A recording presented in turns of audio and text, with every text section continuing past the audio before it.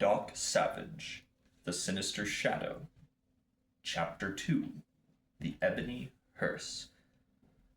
The hearse was as pretentiously ominous as it was black, and it was as black as Erebus. The funeral machine was long.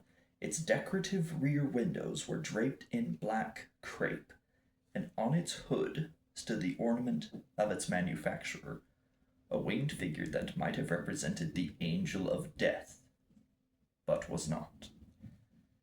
The dark machine slithered around a corner as it followed an equally ebony limousine. The limousine was working its way through midtown Manhattan traffic. In the rear seat, a firm-faced individual lifted the mouthpiece of the speaking tube and addressed the uniformed driver in the front compartment. "Stanley?" "Yes, Mr. Cranston." "Is that hearse following us?"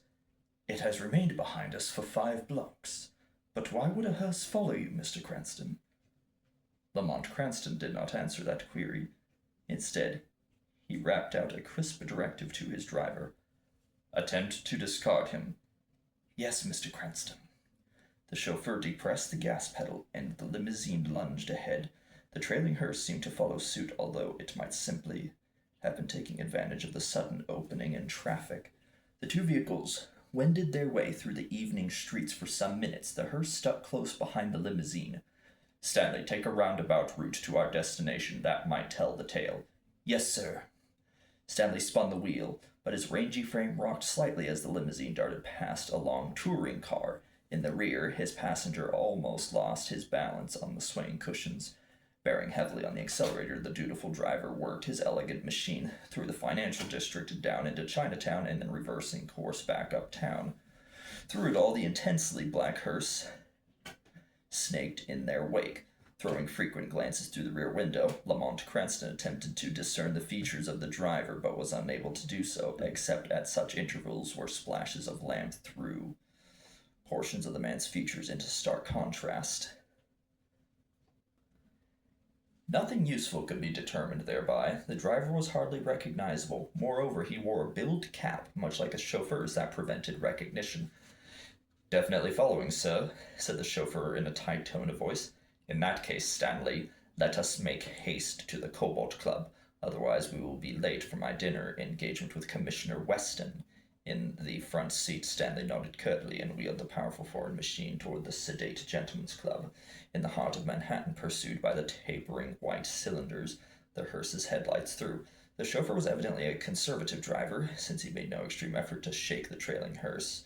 Yet by deft maneuvering, he slipped onto the 7th Avenue elevated and switched lines, managing to shake the sinister trailing machine. "Very good, Stanley," remarked Cranston with satisfaction. "Proceed to our destination." A few minutes later, the limousine pulled up before the imposing edifice that housed the Cobalt Club, and Lamont Cranston alighted, was greeted by the saluting doorman, who flung wide the portal and entered the foyer briskly. While Stanley waited outside, the millionaire globetrotter walked into the grill room and surveyed the tables, which had already begun collecting diners. The Cobalt Club was no ostentatious night spot. Rather, it was an exclusive gentleman's club with strict membership requirements. The general public was not permitted within its tasteful walls. The maitre d' stepped up to Cranston and offered his apologies. "Commissioner Weston told us to expect you, Mr. Cranston. Alas, he had no sooner arrived than was called away on urgent business. It appears that a bank had been robbed on the east side." A frown touched the well-molded features of Lamont Cranston. While the multimillionaire was digesting this morsel of disappointment, the maitre d' asked, "Will you still be dining with us?" "Not tonight, thank you," remarked Cranston. "If Commissioner Weston returns, convey him my deepest regrets. We will have to dine on another occasion." "Very well, good night, sir." Turning on his heel, Lamont Cranston strode from the grill room and returned to his waiting limousine. Entering the passenger compartment, he lifted the speaking tube to his firm lips and said, "The Commissioner has other business tonight. Home, Stanley." Silently, the chauffeur sent the powerful machine purring from the club, piloting it in the direction of the Holland Tunnel back to New Jersey. Turning a tight corner, he crossed a busy intersection and passed into the blazing headlights of the mysterious hearse, idling at a red light. "The hearse, sir. Yes, I can see that. We cannot let it follow us home, as the sinister black machine turned into crosstown traffic, endeavoring to resume its trailing. Lamont Cranston was suddenly seized by an idea. Stanley, change of plans. Go directly to the Midas Club. Yes, sir, said the chauffeur. Another gentleman's establishment. The Midas Club was on the same order as the Cobalt Club, but somewhat more exclusive. Many of the latter's inhabitants were professionals who worked for a living, whereas the Midas Club tended to cater to the leisure class. One had to be a millionaire in order to qualify for membership, but no mere millionaire either. A prospective applicant had to command 5 millions in personal wealth to qualify for membership. 2 blocks north and 3 west is not a long distance in New York terms, but it was sufficient for Stanley to once again, with deft precision, shake the stealthy black hearse. When Cranston pulled up before the exclusive Midas Club on Park Avenue, the trailing machine was nowhere to be seen.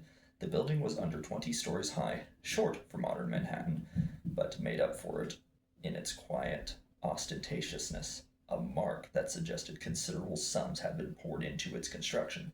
Stepping out, Lamont Cranston leaned down and told his chauffeur, "Find a place to park and await me. I do not know how long I will be." Stepping up to the entrance, Cranston pressed a door buzzer, and the flunky who answered studied his features with a lack of recognition. "Are you expected?" he asked. "I am not," replied Cranston crisply. Then, offering his card, he said, "Perhaps Mr. Brooks will see me regardless. Please convey my compliments to him." The flunky accepted the card, eyed it, and immediately recognized the name of Lamont Cranston. The wealthy world traveler had often made headlines for his globe-trotting exploits. It was common to read that Lamont had gone to Africa on safari, or was exploring Madagascar for an extended vacation. It was not a vulgar fame, but those in the know knew who Cranston was. He stepped aside and said gravely, "Step this way, Mr. Cranston. I'll inform Mr. Brooks of your arrival." There was a receiving room, and Lamont Cranston declined to take a seat. Instead, he paced with restrained agitation. Presently, an extremely well-dressed individual carrying an elegant black cane stepped into the receiving room and introduced himself. "Brigadier General Theodore Marley Brooks, at your service. Mr. Cranston, to what do I owe the honor of this unexpected visit?"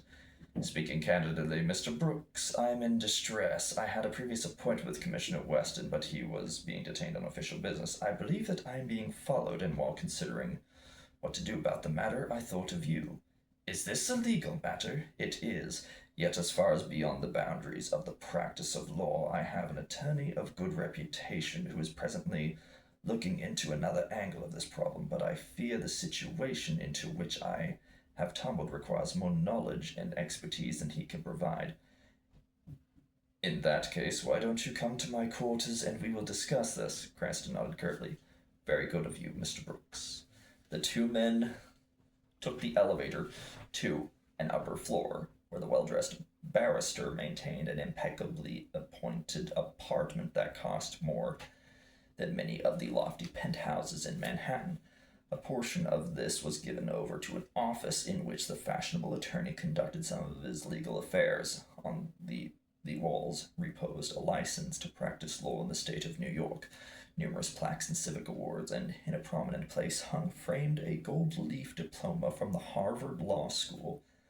Theodore Marley Brooks was reputed to possess the most astute legal brain ever produced by Harvard. Waving the millionaire to a chair, Brooks took a high-backed leather chair and uncapped a fountain pen with which to take notes. The legal pad set on the green felt ink blotter. "Now, Mr. Cranston, how may I help you?" he prompted. While lighting a cigarette, Lamont Cranston considered where to commence his narrative. "I should start at the beginning," he declared. "More than 2 years ago, I returned from abroad to discover that an impostor had taken possession of my New Jersey mansion. This impostor had managed by some artifice to make himself look like my precise double. So clever was he that even my household staff did not suspect that in my absence this bounder had been making himself at home, as if he were I." Footnote: the passage is taken in reference from the Walter Gibson pulp story, The Shadow Laughs. End footnote. "Did you call the police?" Lamont shook his head somberly. I fear not, for this man demonstrated to me that he knew the facts of my biography more clearly than did I. Moreover, he assured me that should I denounce him, he would turn me over to the police as the impostor, something he seemed supremely certain he could accomplish. Lawyer Brooks regarded the millionaire with skeptical eyes. So you say this happened more than 2 years ago? What has been the result of this fantastic impersonation?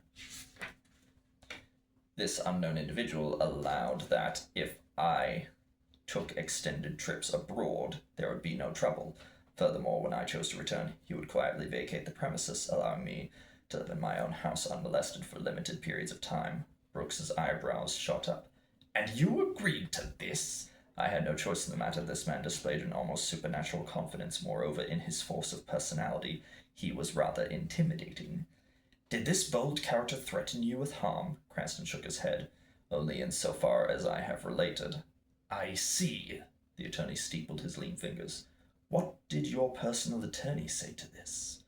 I have never revealed all of these particulars to Mr. Sidney J. Palmer Letts. He deals in business and investment law exclusively, but he has tonight gone to meet a man named Clarendon, who claims to possess some knowledge that may affect my situation. However, I have begun having second thoughts about the rendezvous, hence my thwarted dinner assignation with Commissioner Weston. Lawyer Brooks studied his new client intently with dark eyes. What brings you to this turn of events, where you have decided to reveal these secrets to me? I have recently returned from Afghanistan, asserted Cranston, waving his cigarette about, and I have discovered on my desk 2 notes, one demanding $250,000 ransom be paid to another party to be named. When I did not comply, the threat letter appeared on my desk, promising certain death if I failed to pay this individual's ransom. Who is this person? The notes were unsigned, but they were of such a sinister character, I have come to suspect that this would only be the work of the shadow. The radio personality? I frankly do not know whether the radio voice that has captured the public imagination is the same personality as the one who has usurped my estate, but the latter is definitely known to me as the Shadow. Beyond that, I confess that I know little about him other than the embarrassing fact that he wears my face whenever he wishes. Audacious chap, remarked Brooks decidedly. The 2 men sat in silence as Attorney Brooks digested this information. Finally, the lawyer inquired, Do you wish to retain my services? I do, returned the millionaire, but not for legal matters, at least not just yet. I wish to hire you to make an introduction for me to the remarkable fellow who is known as Doc Savage. I see, mused the other, frowning. Lamont Cranston matched that partition frown with one of his own. Is this not acceptable to you? Simply name your price. It is not that, snapped Brooks. It is just that I work with Doc Savage, and accepting a fee to bring this matter to his attention is not done. The millionaire said, I will be more than happy to pay a handsome fee to Doc Savage himself, for I understand he has a growing reputation as a philanthropist who handles the problems of others. Attorney Brooks laughed shortly. People do not yet understand the gigantic importance of Doc Savage's contributions to the world, but his work will go down in history as one of the greater benefits to humanity ever witnessed. I have heard such things about this man, responded Cranston. Even in the faraway lands to which I ventured, they speak of Doc Savage's great deeds. He has unquestionably given more of value to mankind and to the world than anyone living. It is hardly conceivable, but his feats are equally miraculous. The fields of medicine, electricity, chemistry, geology, engineering. Brooks held up all of the fingers in one hand. There's a group of 5 men, he said. Each is a master of some profession. One is an engineer, a chemist, another is an archaeologist, another electrical wizard, and a lawyer. I am the lawyer of the group, in addition to being among the most learned men alive in their respective professions. Each of these 5 is a lover of action and adventure. Brooks now used the forefinger of his other hand to bundle the 5 fingers into a tight group and held them there. Let the forefinger represent Doc Savage. He is the man that binds the other 5 into a single unit. He is the only man who could hold 5 geniuses in a group. He can do it because of the almost unbelievable fact that he is a far greater man at their own professions than any of his 5 companions, and he is their leader. Doc Savage was trained from the cradle for one purpose in life. That purpose is to go here and there, from one end of the world to the other, looking for excitement and adventure, striving to help those who need help and punishing those who deserve it. A life purpose worthy of a wonder worker, such as Doc Savage. Something like awe was in the attorney's voice as he spoke. After absorbing this, Lamont offered, "The Shadow was rumored to be a power in the underworld. It may have an unknown number of hirelings in his organization. Fighting the Shadow is the job for a superman." Theodore Brooks' chiseled lips arched in a tight smile. "And this is exactly why we are going to see Doc Savage. He is exactly that. A superman." "But do you know Doc Savage well enough to persuade him to help us against the Shadow?" queried Cranston. "If I know Doc Savage, he will drop everything and anything to take a hand in this baffling mystery." "It is settled then," said Cranston, crushing his cigarette out of the ashtray. "How soon can you introduce us?" The lawyer had been taking notes on the legal pad all during the interview and now capped his pen and tore off the top sheet and blotted it carefully. When it was safe to do so, he folded the sheet and placed it in an inner pocket, then picked up his cane and took an expensive hat off the coat rack. "We will see Doc Savage immediately. I will ring him to expect us." Lamont Cranston stood up, relief causing his tight features to loosen from worry. "My town car is downstairs. Let us take that." Moments later, they exited the impressive Midas Club, Lamont Cranston looking up and down the street, seeking his car. Spotting it a block and a half away, he lifted one discreet hand, and the vigilant Stanley instantly brought the machine into life, its powerful headlights snapping awake. The long black limousine pulled up smartly. Stanley, stepping out, opened the door for his employer, and after clapping it shut, provided the same courtesy to the well-dressed barrister. Returning to his driving compartment, the chauffeur slipped into traffic with smooth precision and wheeled the limousine into a westerly direction toward Doc Savage headquarters. Speaking into the acoustic tube, Lamont asked, "Stanley, was there any sign of that dogged black hearse?" "None, sir."